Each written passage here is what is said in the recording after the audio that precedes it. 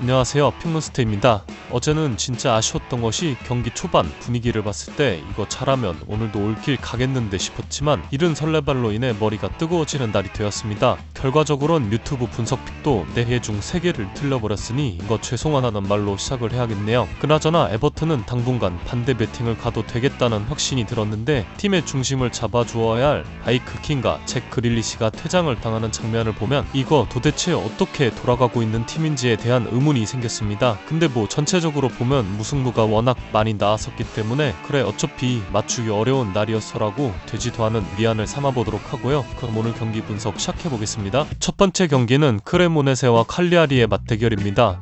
지난 시즌 세리에 B 4위를 기록했고 승강 플레이오프까지 가는 우여곡절 끝에 3시즌 만에 세리에 A 무대로 돌아온 크레모네세는 세리에 하이컨 팀 공공재 감독인 다비드 니콜라 감독 체제에서 현재 리그 13위로 순항 중인 모습인데요. 크레모네세가 이번 시즌 꽤나 선방하는 이유를 얘기해보자면 에밀 아우데로 골키퍼의 선방 능력을 빼놓을 수가 없습니다. 현재 인도네시아의 국가대표로 활약하고 있는 아우데로 골키퍼의 스탯을 살펴보면 리그 14경기에 출전하여 14실점을 허용했으며 클린시트 5회와 경기당 평균 4.1개의 선방을 기록하고 있는 모습인데요. 우선 경기당 평균 4.1개의 세이브 횟수는 리그에서 최상위권 수준이며 크레모네세가 언더독 팀으로 상대의 공격 압박에 자주 노출되는 팀이라는 점에서 클린시트 5회와 경기당 평균 1실점밖에 기록하지 않고 있다는 점은 사실상 골키퍼의 하드캐리로 지금의 수미를 유지하고 있다고 봐도 과언이 아닙니다. 또한 크레모네세의 기대 실점을 보면 더욱 이해가 빠른데 크레모네세는 지난 리그 18경기에서 기록한 기대 실점이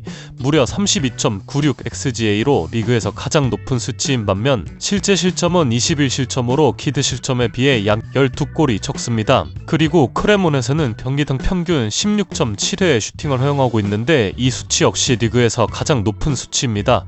즉 표면적으론 준수한 수비력으로 13이라는 기대 이상의 성적을 기록하고 있는 것 같지만 그 안을 들여다보면 강등판 팀들보다 형편없는 수비력을 갖고 있는 팀이라고 해도 과언이 아니겠죠. 물론 앞서 언급한 크레모네세의 내용은 칼리아리에게도 비슷하게 적용할 수 있는 것이 대부분의 공격과 수비 지표에서 크레모네세와 함께 최하위권에 가깝게 위치해 있다는 점인데요. 칼리아리의 엘리아 카프릴레 골키퍼 역시 대부분의 골키퍼 스탯에서 상위권의 이름을 올리고 있는 것을 확인할 수 있습니다. 사실 그다지 끌리는 경기는 아니지만 오늘 경기 수가 적기 때문에 예상을 해보자면 두 팀의 골키퍼들의 선방 능력이 물이 오른 시즌이고 두 팀의 공격력은 리그 최하위권 수준이라는 점과 특히나 크레모네세는 최근 4경기 무득점에 그쳤을 정도로 득점력이 떨어져 있다는 점을 생각해봤을 때 아무래도 가장 좋은 선택지는 2.5 언더가 아닐까 하는 생각이 듭니다.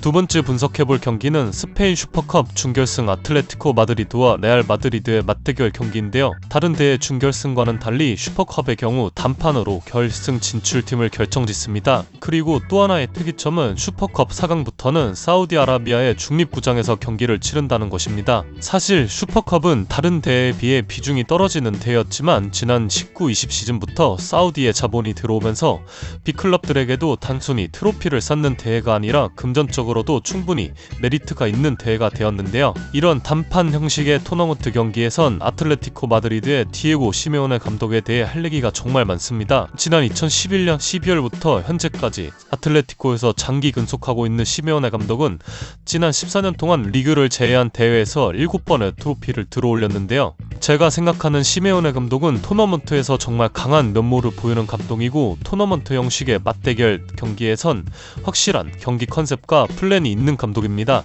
특히 리스크를 최소화시키는 방식의 전술 플랜을 준비해오는데 득점을 해서 이기겠다보다는 실점을 하지 않고 승리하겠다에 가깝죠. 그렇지만 사비 알론소 감독의 레알 마드리드도 이 대회에 아주 간절한 상황입니다. 현재 라리가에선 2위를 기록 중이지만 바르샤와 승점 차이가 4점 차이로 벌어졌으며 챔피언스리그에선 리버풀과 맨시티에게 패배하면서 알론소 감독의 빅매치 울렁증에 대한 의구심은 더욱 커진 상황입니다. 때문에 여전히 리그 우승 경쟁 중이며 토너먼트 16강 진출을 수미에도 들어있지만 알론소 감독의 경질설이 나오는 것이 레알 마드리드의 경우 한 시즌에 우승컵이 없으면 실패로 보는 정도의 이상의 팀이기 때문입니다. 두 감독의 직전 맞대결은 리그 7라운드 경기였는데 당시 아틀레티코가 홈에서 무려 5골을 뽑아내며 5대2로 크게 승리했던 경기였습니다. 경기 초반 초반부터 강한 압박을 통해 아틀레티코가 주도권을 잡았고 시메오네 감독의 경기 플랜이 완벽하게 적중하면서 전술적으로나 스코어적으로나 큰 승리를 거둘 수 있었던 아틀레티코였죠. 글쎄요, 시메오네 감독이 저번 맞대결처럼 전술 플랜을 준비했을 수도 있겠지만 그동안 토너먼트에서 보여주었던 시메오네 감독의 스타일이라면 리스크를 줄이고 실점을 하지 않는 방향을 선택할 것 같다는 것이 제 생각입니다. 그런 점에서 공격적인 배팅 조합을 찬다면 역배당을 받은 2.5 언더를 추천드리고 안정성을 원하는 조합이라면 3.5 언더를 선택하는 것이 아주 좋아 보입니다. 세 번째 경기는 아스날과 리버풀의 경기입니다. 이번 박싱데이 기간 동안 아스날 팬들을 기쁘게 할 일들이 연속해서 나와주고 있는 모습인데 아스날의 직접적인 우승 경쟁팀이라고 할 수 있는 아스톤 빌라와의 승점 6점 이상 가치의 매치업에서 승리했으며 또 다른 우승 경쟁팀인 맨체스터 시티는 리그 3경기 연속 무승에 그치며 아스날은 승점 6점이 앞선 단독 1위에 올라 있습니다. 아스날이 이번 리버풀과의 매치업에서 1.5대의 낮은 배당을 받고도 하락하고 있는 흐름은 어느 정도 납득이 가는 흐름입니다.